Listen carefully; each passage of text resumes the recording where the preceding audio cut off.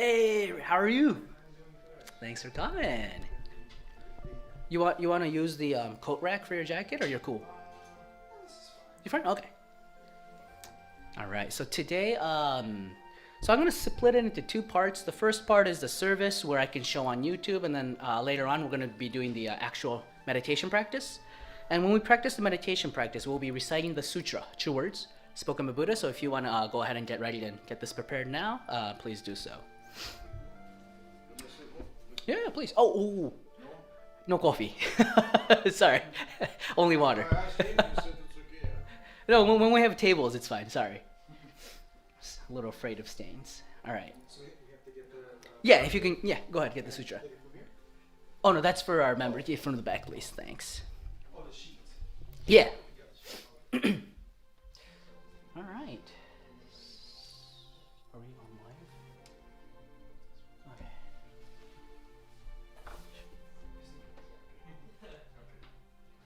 All right. Okay, so thank you everyone for coming today and also tuning in from YouTube. I'd like to get started with today's Sunday service, a practical guide for self-reflection. And if you can take a look at the screen.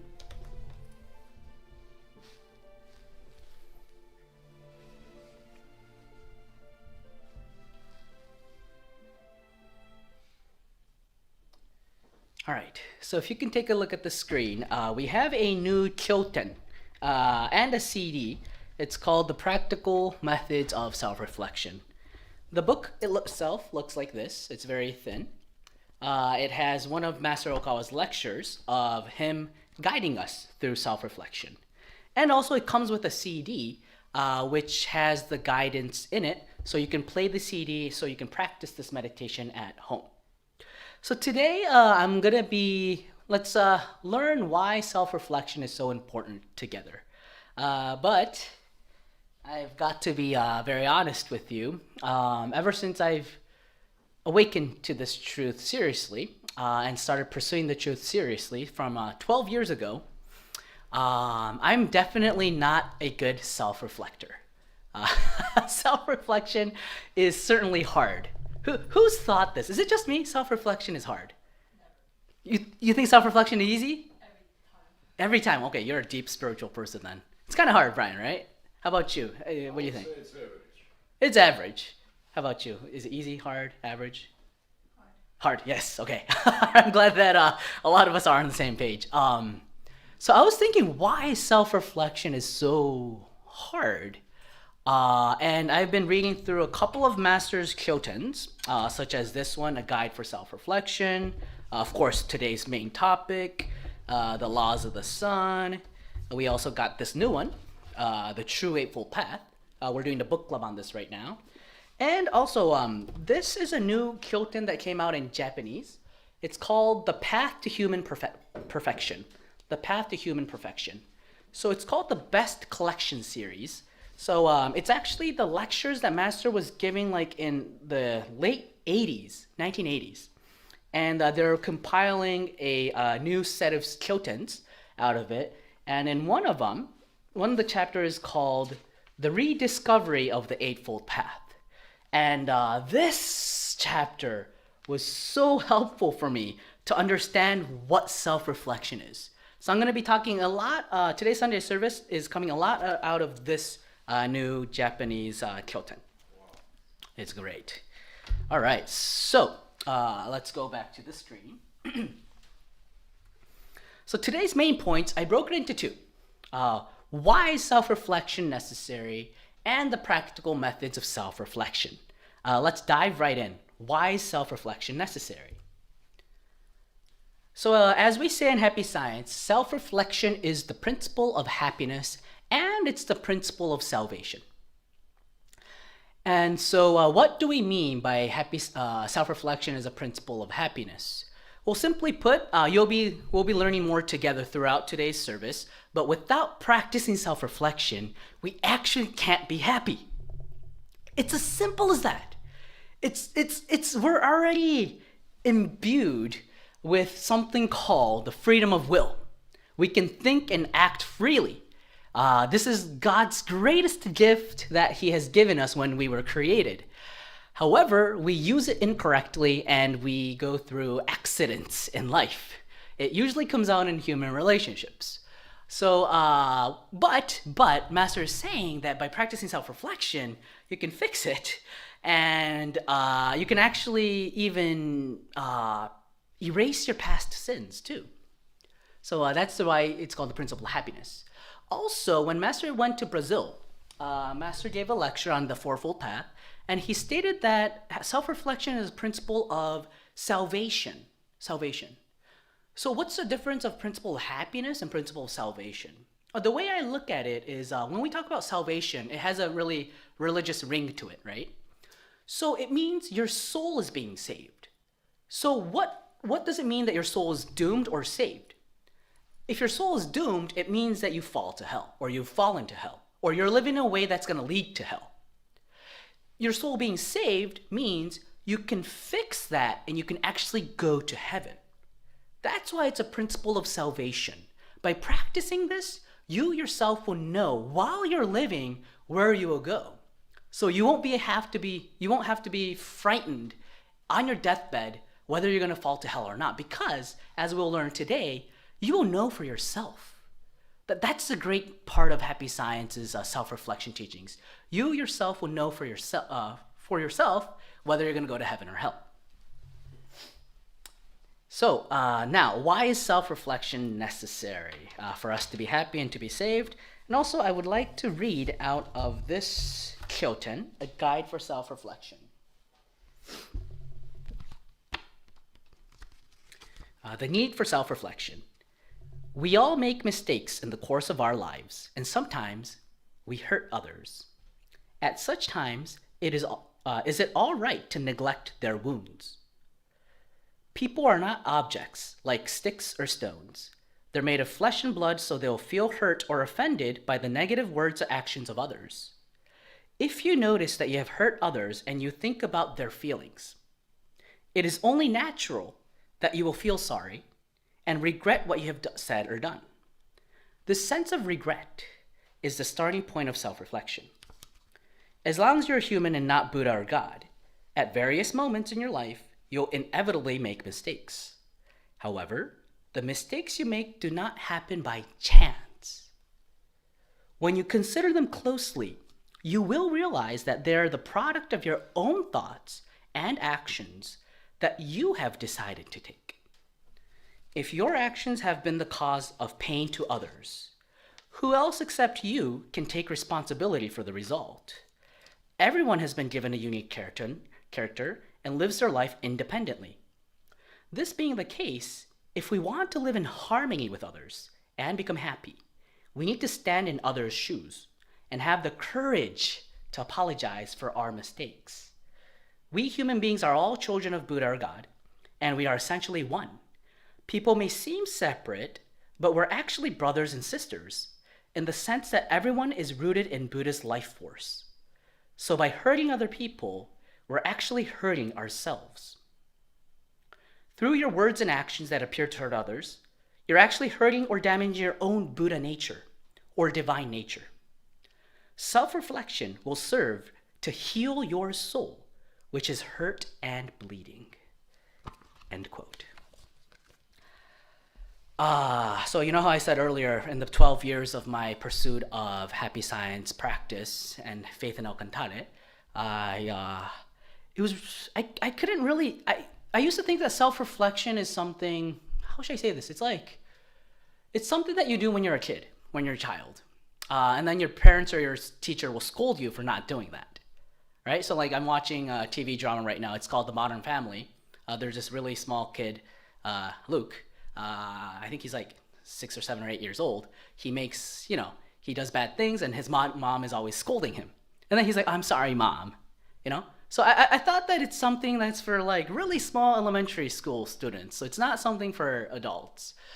But when I read this passage, it really struck my heart that I'm going to be really honest with you and transparent with you today. I am still working on this, but definitely a selfish person. I didn't even really think of if I have hurt other people. As long as I'm happy, everyone around me seems to be happy. As long as I'm cheerful, everyone around me seems cheerful. So it's all right. I was like an innate guy with positivity, like focusing on the good, you know? So as long as I'm focusing on the good, I don't see the negative, it's all right. But when you shine, there's always darkness. When you shine, there's always, what do you call this? A shadow. And the stronger you shine, did you notice? The stronger the shadow. So it's right. And when I reflected on myself, oh my God, I was like, all right, this is what Master means by if you do self-reflection, you'll know whether you go to heaven or hell. I was like, all right, I am doomed to the path of hell from how much pain I have caused other people carelessly, though. For my part, it's careless. I didn't think that it was bad. But as Master says in the passage I read, it's actually not a coincidence. It's not a coincidence that you hurt other people. There is a law that governs this universe saying that it's a law of self-responsibility. Everything that you do is your own fault. It's your own responsibility, and you shouldn't neglect that fact. So this definitely was the beginning for my journey of self-reflection. So then, here comes the question, why do we do it unnoticingly? Why do we hurt ourselves and others? Here I would like to go to this Kyouten, The Laws of the Sun. Page 204, Master Ryuho Okawa talks about the true self and the false self. So in this, Master is explaining to us that we human beings have a true side of ourselves and a false side of ourselves. I guess it's kind of like if you take it to Oriental Chinese traditional teachings, like the yin and yang, right? Like the positive and negative, and we're I guess so. It's like the plus and the negative, the sun and the moon, men and women. It's just like this world is a bifactor of these two opposite things. And in our minds, a lot of people, a lot of philosophers has historically thought that there's good and evil inside the soul. Now, if you read the Laws of the Sun, Master takes a little different, similar yet different approach. Similar because yes, we make mistakes, so we create evil. But the difference is we're all innately child of God. When we were first created, we're abundantly good. We're infinitely good, goodness. However, depending on how we control ourselves, we mistakes, and those mistakes are like paint that covers our window, and it gets dirtier and dirtier. So, the dirty part that we create is the false self. However, this problem about living life without knowing this truth is that you don't actually know who you are. The more mistakes you make, the more pride you have, the more you lie to yourself. You start painting skins on your face, covering yourself with masks, different layers of masks. And you start feeling that that's you. But that's actually the false self. The real you have to take off all those masks, and the Buddha nature part is actual real you. So this is what Master's talking about in this passage, and he talks about 4 false selves, or what makes us false. And that is the self that takes love from others, the self that does not believe in God, the self that makes no diligent efforts, and the self that is full of attachments. Especially the self that is full of attachments is crucial to today's part. But if you would like to learn more, please go to page 204 to 207 of this Kyouten of the Laws of the Sun. You'll see the details. But to simply explain, the self that takes love from others, it means that you continue to seek and take and want. You feel that you're happy as long as someone is providing for you. You feel safe as long as someone is providing for you. You feel comfortable and happy as long as you have a partner. You have someone supporting you. It's like you're defining your own happiness with the existence or with the including of an existence of other people. And without it, you feel that you're unhappy. which is actually very fragile type of happiness because you're allowing other people to choose whether you're happy or not. So you're taking and seeking and wanting. Greed. The self that does not believe in God or Buddha.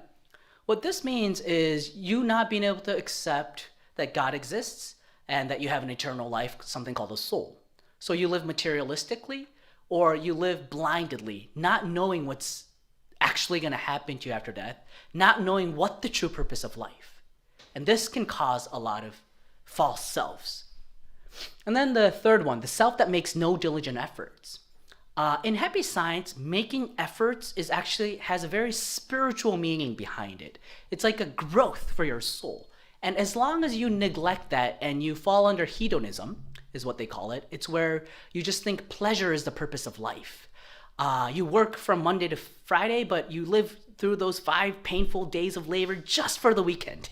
That kind of way of life is actually creating your false self. And then lastly, the self that is full of attachments. We always talk about this in happy science, but we're all going to die at the end of our life. So eventually we're going to have to throw away everything in this physical world. Your physical body, your beauty, because, youth, it all goes away. The car you have, the house you have, even your family members, they grow. These children will grow one day. Your parents will die one day. Your friends too. Everything in this world, your business card, your company that you worked for, the company that you started, whatever that's precious to you, that's worldly, unfortunately, at the moment of death, you're going to have to throw it away. So you need to be living a life that's carefree of these worldly attachments. The more worldly attachments you have, that's actually creating pain, even while you're living here on earth. So these are the 4 points. All right. Now, so as going back to the slide, why do we hurt ourselves and others? It's because we create false selves. And when we create false selves, what occurs? I think we can all agree to, bless you. I think we can all agree to this. Life is a series of your decisions. Life is a series of your decisions. So how you've decided to live your life is your own responsibility. But how you decided to live every single day, the accumulation of single days is your life. Life is nothing but a succession of days of how you lived it. Nothing more or nothing less.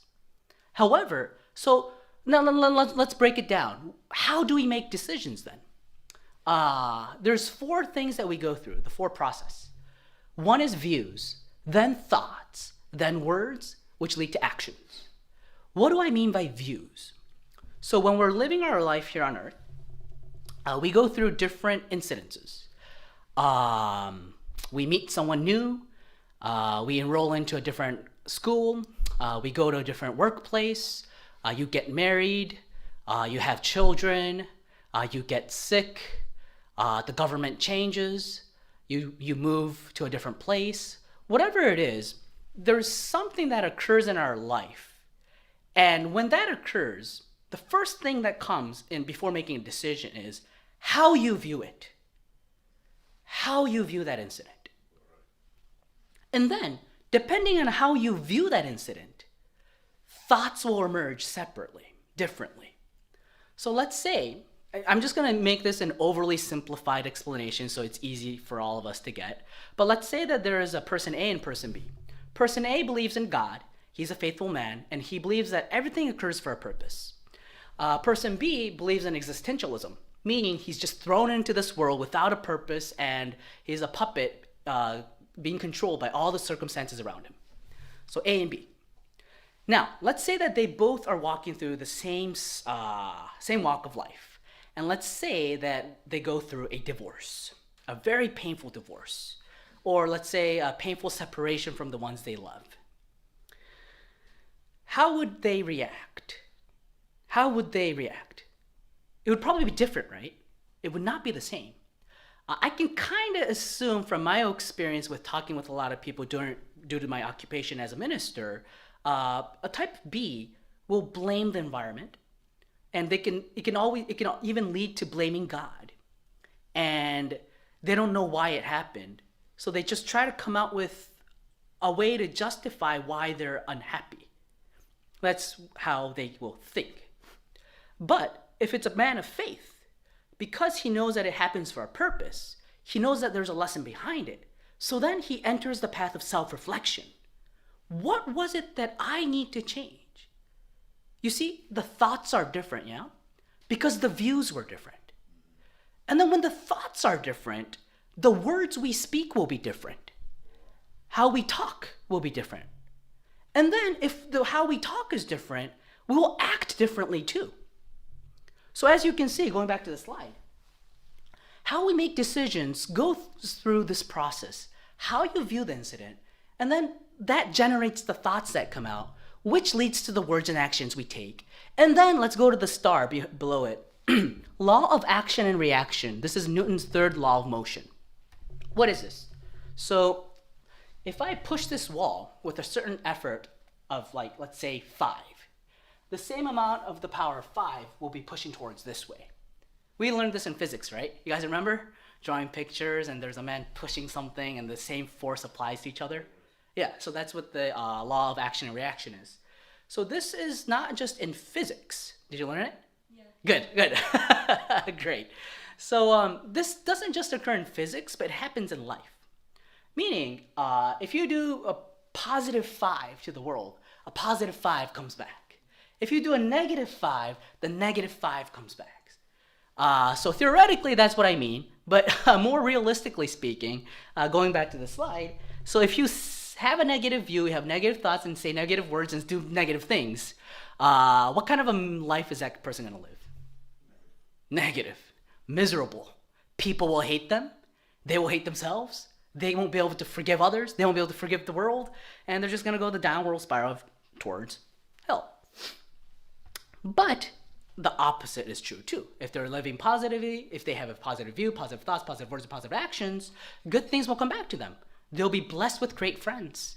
They'll be blessed with success in career. They'll be blessed with health. And everything moves on in the right way that's perfect for their life. Even if an ordeal comes to them, they will be able to see that it's actually a challenge that God has given them, kind of like a love in disguise to train their souls. So they're always happy. Also, the law of causality. I'd like to talk about this because this is such an important law when talking about self-reflection. So what is the law of causality? In Japanese, it's a Buddhist teaching that's called innen kaho. Innen kaho. Oh, I should have wrote the Chinese character for you. You may have understood it. So in means the seed. In whatever, this life is governed by the law of causality, right? There's a cause and effect. And how does the cause reach an effect? First, you sow a seed. That's the cause. Next, you water the seed, which is the condition. And then it bears fruit, the result. And then you reap it, the reward. So this is the cycle innen kaho. This is the cycle you go through for a plant that you sowed in your mind for it to reach fruition and you reap the fruit. So again, going back, very simple, but depending on the views you have, it'll lead to the thoughts you have, which will lead to the words and actions. So it's all a chain of laws of causality. So please accept this fact. Because if you can accept this universal principle, you've already graduated from becoming a worldly person to a spiritual person. You're already a spiritual person if you can accept the law of causality. Also, going back to the main point of this slide, life is a series of your decisions. How do we make decisions? I talked about these 4 processes. But this year is the year of the laws of secret. Master has revealed to us a huge secret about our life in this Kyouten, which is we coexist with spiritual influences as we live in this world. So we may believe that we're actually making the decisions. We actually believe that we're viewing things in our way. We think of our own thoughts and we say things out of our own will and we do actions out of our own will. But Master is teaching us that that's not true. We're always being affected by spiritual entities or thoughts of other people from around us, which can intrude into how you think, or how you view, how you think, what you say, and how you act. Can we all certainly agree to this to a certain amount? Maybe. I'm talking too philosophically, so let me give you an example. Let's say that you get in a fight with someone. You get in a fight. And when you get in a fight, especially with the people who are close to you, which you are completely vulnerable to, so you can show yourself 100%. Let's say a family member, your parents, your boyfriend, girlfriend, or your spouse, or your siblings. In a close relationship, sometimes the battle can heat up because you don't have much rationality, as if you're outside in public, you're in your home. So then it can get into big rage. And when you're in that big rage, the words you say sometimes is really uncontrolled speech. Like, you would never say such thing when you are calm, or you would never say such thing if you're out in public. When this occurs, when you reflect on yourself later on calmly, you start noticing that those words were inflated by something that's possessing you. This is what I mean by possession, or being influenced from the spiritual world. But there's also positive influences. Let's say that you're working really, really hard on a certain project, and you come out with the greatest inspiration. Or let's say that you are in business, and you have to make this heavy, very heavy decision, and you get the inspiration to just do it or fall back. That decision actually is an inspiration from heaven. So positive or negative, what it is, the secret of life is we don't see it, but we're always influenced by spiritual beings and other people's thoughts too.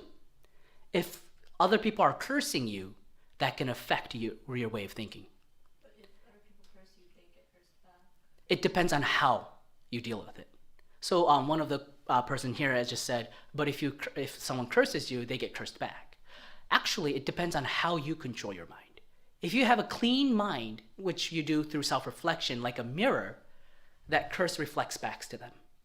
But let's say that your mind is tainted and you haven't been practicing self-reflection, it's negative. You can take the curse and it will hurt you. But again, it's not the one who's cursing you. It's not their fault. It's whether you can cleanse your mind or not. So don't blame the other person. But anyway, going back to the main point, this is the big secret of life. Now, self-reflection will help us make better decisions by receiving higher inspirations from heaven. Self-reflection, ladies and gentlemen, is not just a passive thing where you push the brakes so you won't make mistakes. Don't get me wrong. Self-reflection can sometimes be a very positive power for you to level your life into the next stage by gaining the correct inspirations. And when I talk about higher inspirations, it's not just good.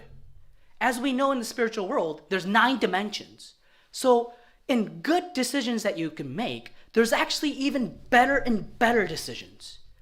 It's much deeper than you think. It's not just P or N for positive and negative. There's different grades to the P.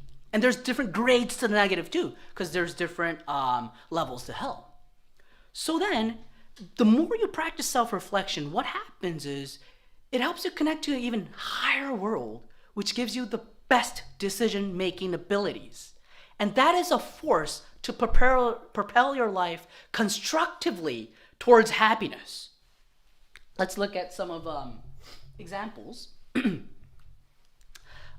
This is Napoleon Hill. In the spiritual world, he's acting as a guiding spirit of happy science right now. And there's a new spiritual message that he's given. In English, it's coming out soon. Inside, Napoleon Hill's spirit is revealing that ideas, inspirations, and discoveries in your mind create unlimited amount of wealth. So wealth is created from ideas.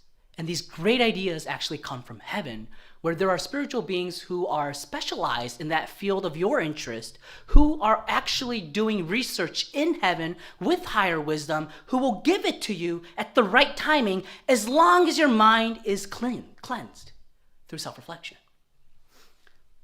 So I talked about a spiritual being, but a person here who was here on earth, Steve Jobs, he also talks about, in a way, the importance of meditation, which is related to self-reflection. And these are his words while he was alive. If you just sit and observe, you will see how restless your mind is. If you try to calm it, it only makes it worse. But over time, it does calm. And when it does, there's room to hear more subtle things.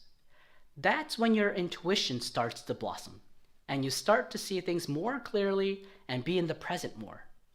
Your mind just slows down, and you see a tremendous expanse in the moment. You see so much more than you could see before. End quote.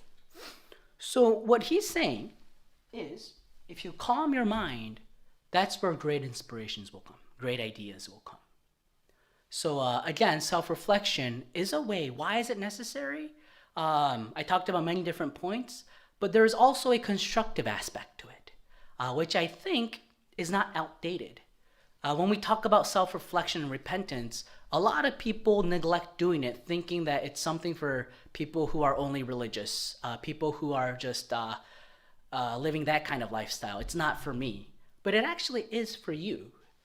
Corporate leaders, especially corporate leaders in these ages, you need to have a virtuous mind to truly be able to nurture other people and to truly grow your business. Especially in these hard times of coronavirus, this economic depression that we could hit because of the tax hike here in America. These are the times that we really need to be calm and stay connected with heaven. So please don't underestimate the power of self-reflection. Please don't think that it's outdated. It's the future science for us to actually create the next utopian world. So that was the first half of my today's talk. Why is self-reflection necessary? Let's now finally move on to how do we do it? The hard part. How do we do it? I broke it down into 5 steps. 1, what stops you from self-reflection? 2, self-reflection is exactly like driving a car. 3, can you control your mind? 4, what is your mind?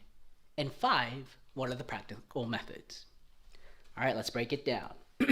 1, what stops you from practicing self-reflection? I'm just going to go down the list first, and I'll give some explanations. I'm going to read it from the top. Pride, shell of ego, we build unknowingly as we become an adult. When you make mistakes, instead of reflecting and changing yourself, you seek ways to justify your position. Comes from self-preservation. Which leads to either attacking others or overly criticizing yourself, unnecessarily, unbalancedly, which then leads to relationship issues. Hence, self-reflection is a principle of adjustment. It means you have to adjust the way you create human relationships by changing your mind. And also, self-reflection allows you to grow freely without causing any troubles to others. All right, let's take a look at each one. The first one, pride. The shell of ego that we unknowingly create as we become an adult is the reason we can't practice self-reflection. What do I mean? As I said earlier, when you're a child, it's fairly easy for us to practice self-reflection. At least that's how it was for me. How about you guys? Try to remember when you were like 6, 7, 8 years old, maybe even 5 years old, when you did something wrong, when your parents scolded you, or when your teachers scolded you. It was fairly easy to be like, I'm sorry. Okay, there's one high school student here in the room not shaking her head this way. So that's a big issue that we need to fix then. I felt like when I was a little kid and I always went against everything. I can kind of see that. But it's very important to fix it.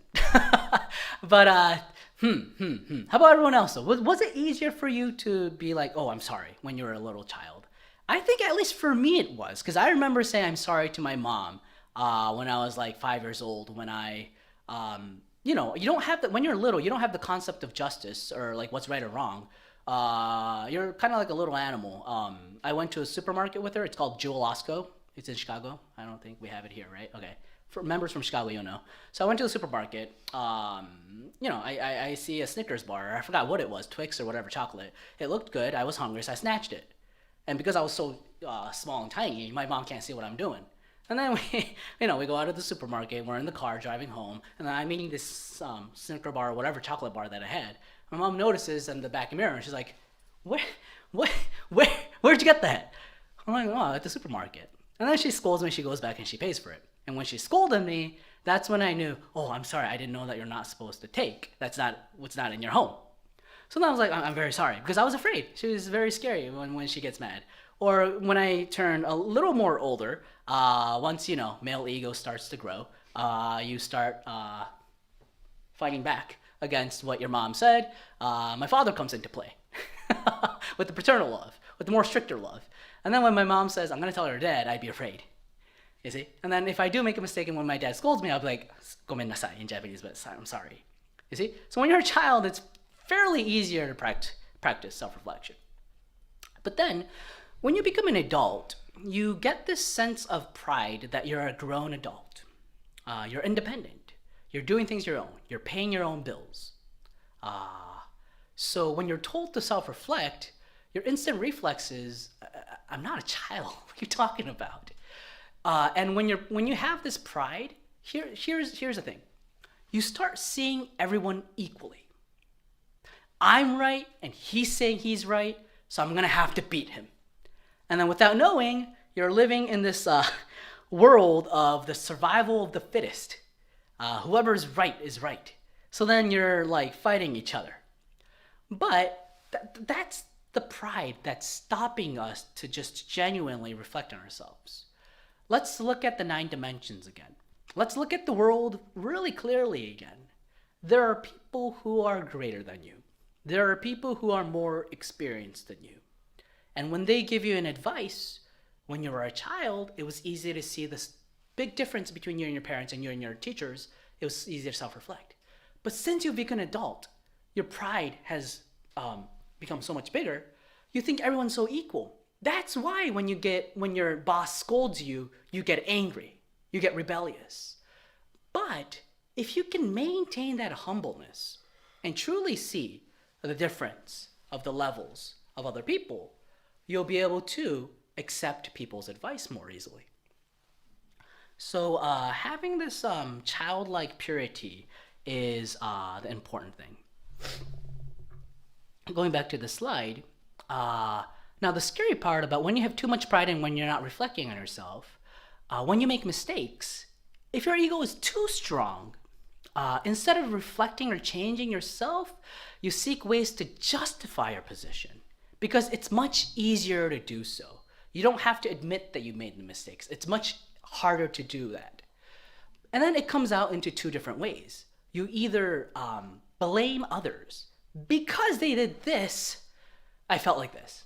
Or if you're more of like a kind type of person, more of an artistic side of you, if you have that kind, what happens is you go in a negative spiral of self-pity, which is, looking at it from an objective view, it's like you don't have to go that low. It was just one mistake you made. It was just one criticism that your boss made. And why are you seeing yourself as if you lost everything? Some people do that. Or actually, we do both, especially when you're young. It's easier to fling into both different directions. But what Master is saying is that, sure, go ahead. If you believe that's what's the best for you, go ahead and doing that. But life is hard. If you continue living in that way, eventually it'll lead to relationship issues because you're unbalanced from the harmony. Hence, principle of adjustment. All right, so we learned what stops us from self-reflection. Let's go to the next point. Self-reflection is exactly like driving a car. Let's look at the bullet points first. When you get used to it, you can do it automatically. In other words, it's hard at first and it takes practice. And then when you're driving a car, there's two things. There are traffic rules and driving skills. The traffic rules in life is God's teachings. And then the driving skills in life is controlling your mind. Let's look at this. Let's break it down. So, why is it like driving a car? When you want, all of us want to live the way we want to, right? We like freedom. We want to live the way we want to. So then you start, it's kind of like if you were to say in a metaphor of a car, driving a car, it's like you're saying that I want to, because I'm late, I'm going to just bust through 120 miles per hour. Oh, that's way too fast. Let's say like 100 miles per hour. I'm not going to even look at the red lights. I'm going to cross it. What's going to happen if you do that? Crash. Get caught by the police, right? So, and then you have to pay a fine of like $300, right? So, yes, we want to live the way we want to, but if you do that without controlling yourself, it's going to turn into an accident. Hence, Master is saying there's two things that's necessary: traffic rules and driving skills. What are the traffic rules? It's what we're learning today right now, or what's taught in these Kyoutens. By knowing the rules of life that's given from God, we can control ourselves to stay within it. And not only that, not just knowing the rules, you have also driving skills. It depends on each person. So let's say that you've, Brian, let's say you've read over 100 of Master Okawa's books. And let's say that I've read 100 books. That doesn't mean that we have the same level of being able to live life. We have different levels. What is that? That's actually solely, it comes down to this one thing: how we control our minds, which is our driving skills. Which then leads to the third point. Can you control your mind? Let's look at it from the top. Can you predict what you will think in the future? Reacting rather than thinking. Before controlling comes observing. Take time for silence. Change your lifestyle. Let's look at it from the top. I'll actually keep it on the slide. Can you predict what you will think in the future? So in this, the Kyouten that I was talking, the Japanese Kyouten I was talking about, Master is saying that he asked this question: do you know what you'll be thinking in the future? You can't. Do you know what you'll think 10 seconds from now? I guess, but you know what I mean? So like, all right, here goes. I don't want to be too mean. How should I say this? Well, because he's a staff, I can say anything to him. So let's say, we're sitting in this room, and let's say that I come out saying to Tyler here, Tyler, your work performance is absolutely terrible. Why are you even here? Please go back to Japan. So did he know that I was gonna say that? And if I really meant what I said, it's actually all the opposite. I love this man. I want him to stay forever. But let's say that he would have not known that I would have said this, right? But by me saying this, he has all these thoughts that came out: pressure, anger. Who is this guy? Or whatever it is. Or self-depreciation, whichever, right? So you do not know the thoughts that's going to come out. Thoughts, if you observe it quietly, is more like, it's like bubbles that's coming out from a lake. All these different thoughts are coming out without you noticing. So you cannot predict what happens in the future. And if you think about this, thoughts are more reactions rather than how you're thinking. Whenever something occurs, you react. And observing these reactions is what actually leads you to controlling your thoughts eventually in the future. It means you can control how you react. And in order to do so, you have to take time for silence. Don't talk, don't listen, don't look. You have to be the type of person, Master's saying, that can stand silence. People who cannot stand silence cannot practice self-reflection because their mind is always going outwards. They're always wanting information through seeing, through listening, or through talking. But have you noticed that a lot of people, some people, The moment they get in silence, they open your phone. Huh? Before you go to sleep, you turn on YouTube. Or it's like there's no time of silence in the modern day people. But for these types of people, you cannot practice self-reflection. Because without this time of silence, you can't observe the thoughts that were coming out throughout the day. And this is the important part. This is when you discover your mind. And in order to continue knowing what your mind is, what you're thinking, you have to change your lifestyle. You have to incorporate in your daily life, set aside a specific time of quietly sitting in silence, reflecting on the thoughts of how you reacted to things. Which then, you discover your mind. What is the mind like? Master is saying that it's like a creature living around your chest that's always thinking things, that's always reacting things. Now, what's important about this metaphor, I don't know if it's a metaphor, maybe he spiritually saw it, but what's important about this story is you have just separated yourself from how you react and how you're thinking. This separation is what's important. People who does not practice self-reflection in quiet, they believe this reacting part is who they are. Those are the people who are controlled by other people or by the environment. They react, they make a quick assessment, they think that's their thoughts, and they say words upon it or they act upon it. But it's like, hold on, push your brakes. How you reacted, is it correct? This means that you already have a different part of yourself assessing yourself objectively. It's a separation of this physical you and the spiritual you. This is what's important in self-reflection. And then, here's the thing. This creature, if you haven't tamed it well, it's like Godzilla. It thinks really negative things and it's just out of control. It's like, how is this guy so immoral? How is this guy so not in line with God's truth? It's like a little monster living there. Master Okawa talks about this in the parable in the rebirth of Buddha, where there was a very quiet, peaceful town, and then this one time, this huge giant came in, like King Kong, and he would mess around the village all the time, and people were all afraid of that, and the villagers were always running away, and they were having a lot of issues. And then once upon out of nowhere, this beautiful lady comes with this little boy who can blow whistle using like a piece of grass.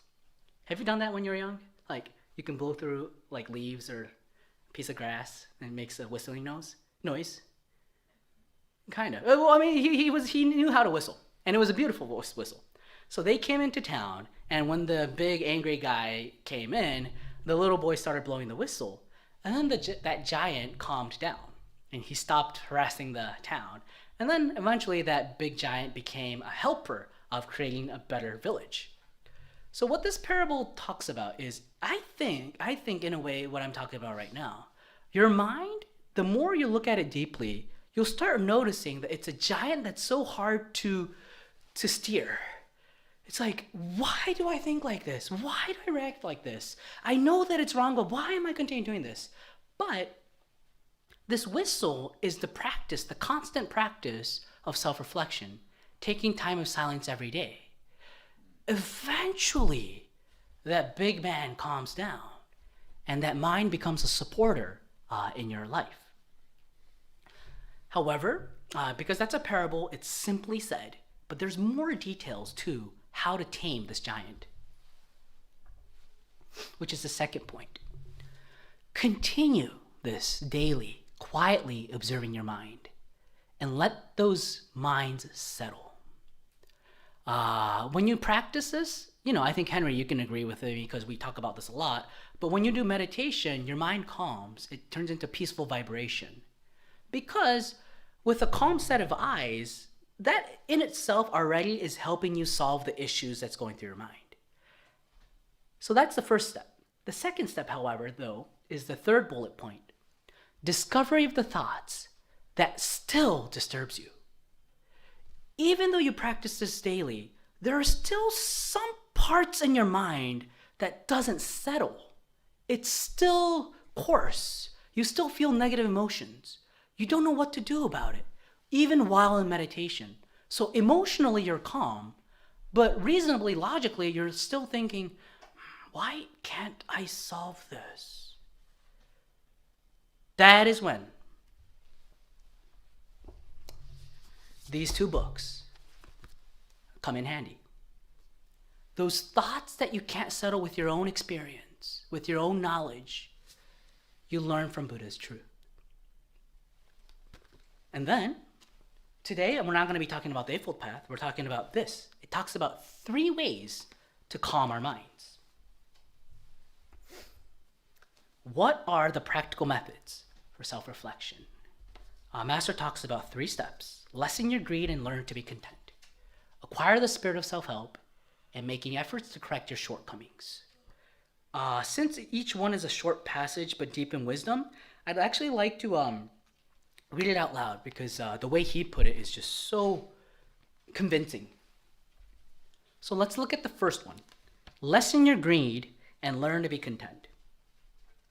The first of these methods is to lessen your greed and learn to be content. This is what I would like to mention first. Why does self-reflection become necessary? It is because, in a sense, at the starting point, your way of thinking is disrupting the harmony with people around you. Then, why are you disrupting the harmony? When you think about this, you'll discover the old sayings about greed. It is true that worldly desires are natural emotions that begin with thoughts that want to lead or guide you to further happiness. It's a fact that greed contains thoughts that want to lead you to a better situation, better environment, and better circumstances. If this were to be realized straightforwardly, there would be no problem. Unfortunately, though, this greed that bursts out from the depths of your mind is what is making you suffer. If you follow along with what your greed lures you towards, regretfully, your mind will always be disturbed, restless, and constantly shaken up. When you silently and quietly look back on yourself, you'll find that the monster called greed has become unstoppable and is about to burst out of you and begin acting violently. It's about to act on its own and you're unable to contain it. In other words, I believe you have become something other than your usual self. This is always the case. When we consider this, what we'll find at the start of self-reflection is the necessity, from time to time, to restore the mind to its original state, before the ever-increasing greed arises. You need to return to the starting point and examine whether you are such an important person.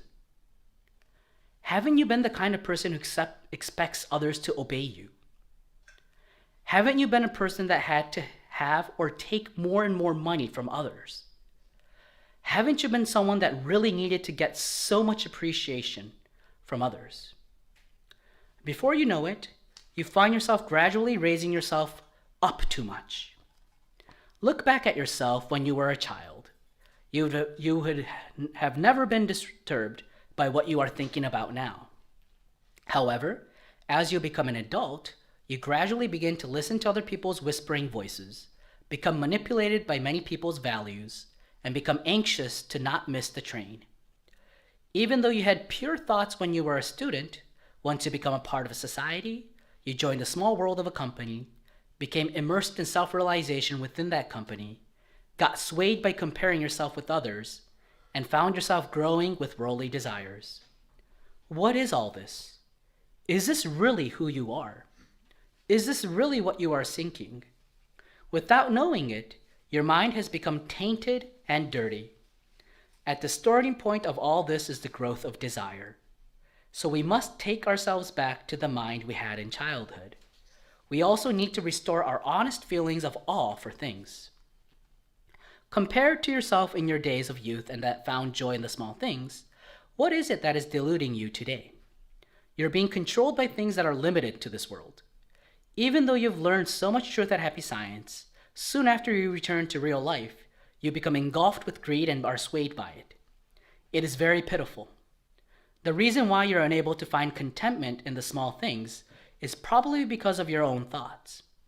Isn't it you who have forgotten the words, learning to be content with small things? Did you not forget this because of influence from others and being poisoned with various thoughts? Do you need to go through such a difficult process to become happy? Do you need so much praise from so many people? All of a sudden you notice that you're living like a hungry ghost. Such ghosts never become full no matter how much they eat. Their wallets have a hole in them, and no matter how much money they gather, it all slips away. No matter how much status they gain, they're never satisfied. No matter how many name cards they hoard, they are still dissatisfied. They have become a hungry ghost. They have greed that knows no contentment. Did you really need all of these things to find happiness? You might be enthusiastic for getting ahead at work at the cost of your time with your wife and child, but is that really the right way? At times you sell out your coworkers, kick down your subordinates, and defame your superiors. How is it that you've become to live like this? This is absurd. These conditions are not necessary to just make yourself happy. A simple lifestyle should have been enough to save a profound sense of happiness. Your mind must not have been so anxious when you felt joy in having life and embracing happiness as a family. Were you not happy just to see the rain stopping, the clouds clearing up, and the sun shining through? You must have had such a state of mind. How did you lose sight of this innocent mind? Why did you lose sight of this honest joy? Why do you try to decorate yourself with worldly things? This is none other than foolishness. We must not forget that the starting point of our happiness exists in daily life of knowing contentment while being less greedy. End quote of the first part of greed. Maybe not all of it reflects to you, but I'm sure there was at least one sentence that struck something in your heart.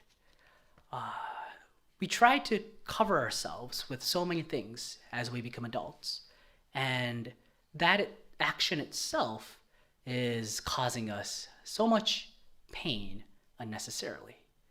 We can be happy from such a small thing. And the next one is the spirit of self-help. The second thing I'd like to mention is the mind that does not blame others. This mind is the equivalent of not blaming the environment as well. Several decades ago, we chose the parents we would be born to and came down to earth. I don't know if that was a better environment compared to others. However, you are aware that you chose your parents and would grow up in that environment when you came down. You knew that therein lies your soul training. Most people also decide their occupation when coming down. I would like to do such and such as my lifetime occupation. I would like to have a certain type of person as my wife. I would like to have certain types of kids. These are things you decided and promised before coming down to earth. Even though things were realized as planned, you harbor grudges and complaints. You think that this was not supposed to be how things turned out. After you became a part of society, you determine your happiness and unhappiness, not just based on the environment you were born into, but also in relationships with others. This is the way of thinking in which you believe that the reason you are in your current circumstances is because someone made you unhappy. Or you tend to think that you're currently unhappy because you weren't able to gain certain support from others. Of course, there are cases where this way of thinking cannot be helped. However, I would like you to know that blaming others may temporarily comfort you, but it does not solve your problem. This is for sure. It may bring comfort, but never a solution. If you continue to say that someone else made you unhappy, then what do you want to happen to that person to make you content? Erasing that person would not change what has already happened. That would only make you feel satisfied. It wouldn't solve the problem. What happened may have been unavoidable, but the question is what seed for self-reflection and you find in that experience.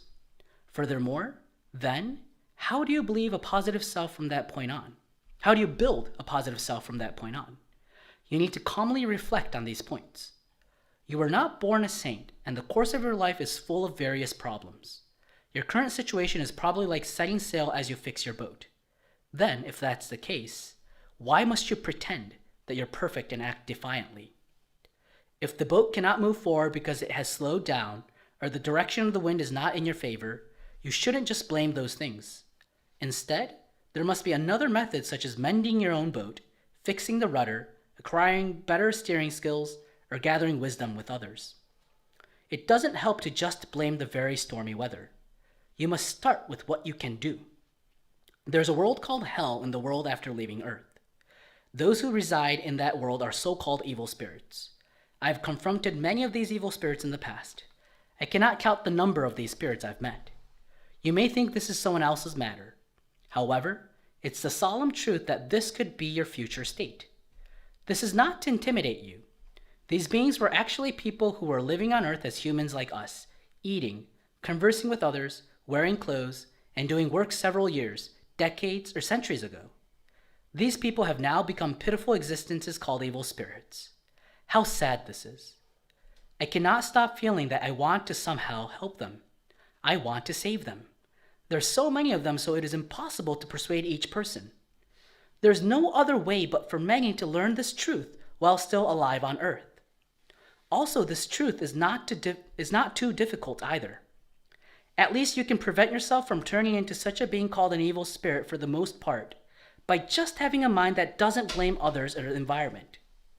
The mind that does not blame others is, in other words, the spirit of self-help, of making effort by yourself. It is the spirit to improve by controlling yourself. People who have the spirit of self-help do not blame others. They do not blame the environment. They try to grasp what is necessary from what is already given to them and open their path. These kinds of people will not fall to hell. However, some people pity themselves and think they are not at fault at all and will not reflect on themselves. Rather, they believe that if people around them change, they can be happy. But since those people are making them suffer, they cannot be happy. Those who say things like this, unfortunately, have an extremely high possibility of falling to hell. It is that simple. Unfortunately, however, people cannot do this simple thing. So if you want to know if you will be going to heaven or hell, you do not need to ask me. You should just reflect on yourself and see whether you have a stronger tendency to guide yourself with self-help or have a stronger tendency to have the mind that blames others or the environment for your happiness and unhappiness. And by doing that, will make your destination clear. This accumulation throughout your whole life clearly decides where you will go. This is the second point I would like you to know. End quote. So you know how I said making an effort has a very spiritual aspect to it? It's because depending on whether you react with, all right, I'm going to improve myself, or it's because it's that guy's fault. This decides whether you go to heaven or hell. So it's not something that we should take lightheartedly. It's literally what changes the direction of that person's course. And bear with me, we're almost done. Just 3 more pages. Efforts to correct your shortcomings.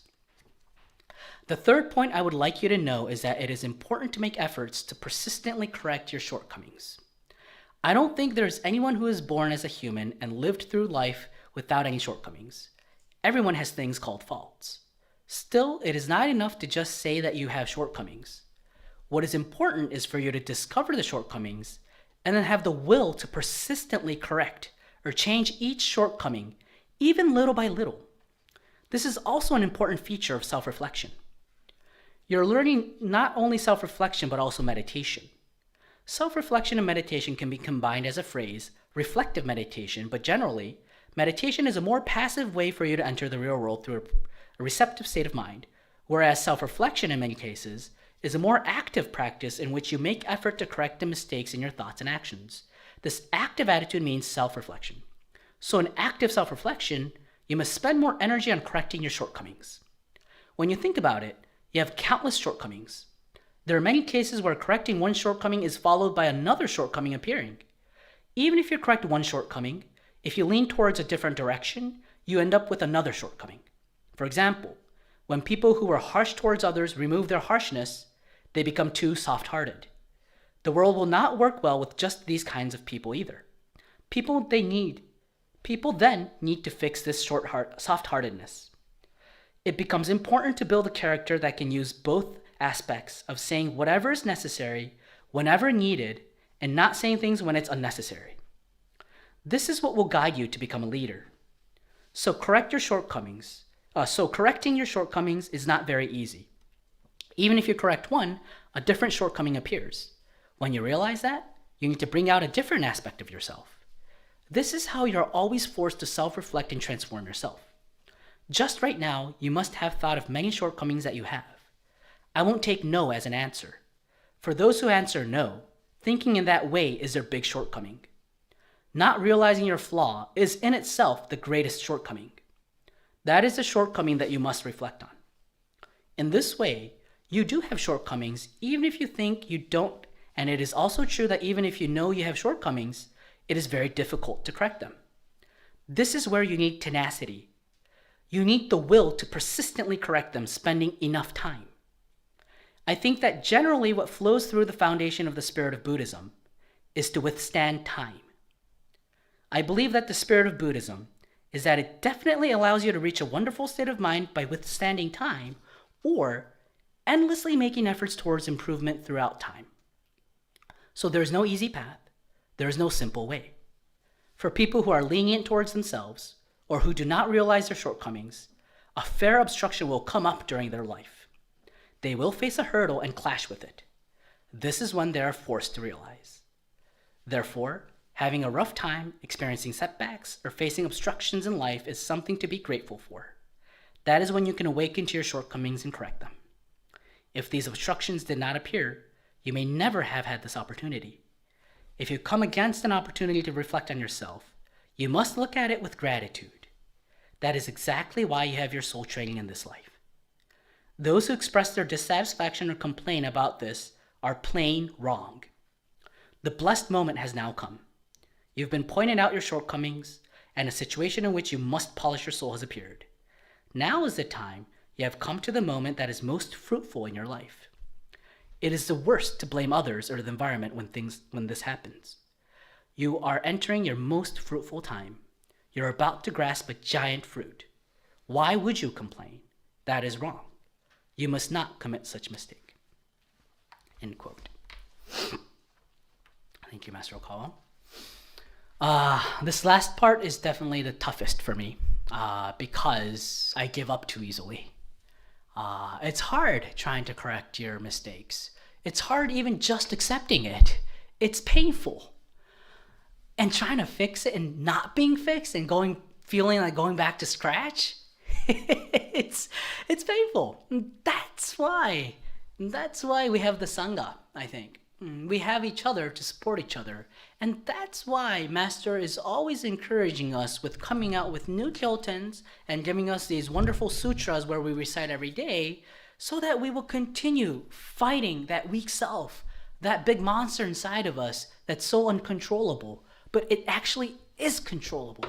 And those who've even reached this level already, you are about to enter the path of sixth dimension. Arhats, which is the level of leaders. Happy Science, in a nutshell, is a place where we're trying to produce exceptional leaders in this modern world, not running away from it, but being spiritual within it and changing it to a spiritual world. We need more exceptional leaders. To be one, we need you to be strong to fight your own faults. So, but at the same time, as Master said, after crossing the river of tears and climbing the mountain of pains, that's where you'll see the light. So I hope today served as a guidance for your self-reflection.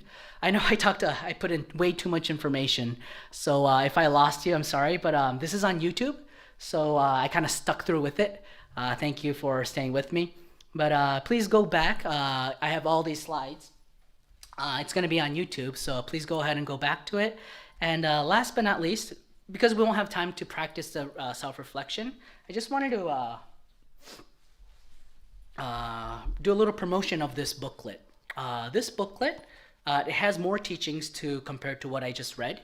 And also, again, it comes with the CD where you actually practice these three self-reflective meditations. And this book, it's for Japanese members, it's also written in Japanese on the latter half of the booklet. And also the CD has guidance, both Japanese and English.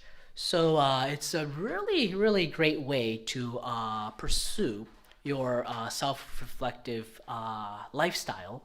And it's a $100 donation from the book and the CD. The CD has both the lecture part and the guidance by Master Okawa. It's very, very powerful. And I bet you those who practice this and those who don't, it's going to be a clear distinction. You'll be able to see it for yourself if you do this even for a month. And try doing it for a year. A totally, totally different person. You'll probably feel that, what was my past decade? Because I was able to grow in such a short time. That's the miracle of Alcantara's teachings of the mind. It expedites your growth so fast. So if you would like, please contact the temple near you and you can receive this set. To conclude, let us take a bow to the Lord of gratitude.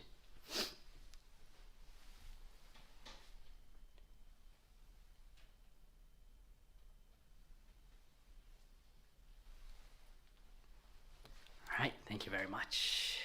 So that's the end of it. Thank you. Thank you, thank you, thank you. Any questions? I had a lot more to say. Yeah, a lot more to say? You want to go out there and do it over coffee? Sure. Yeah, let's do it. Let's go over there if you have still time to, discuss. Maybe I should. Yeah, let's go over there.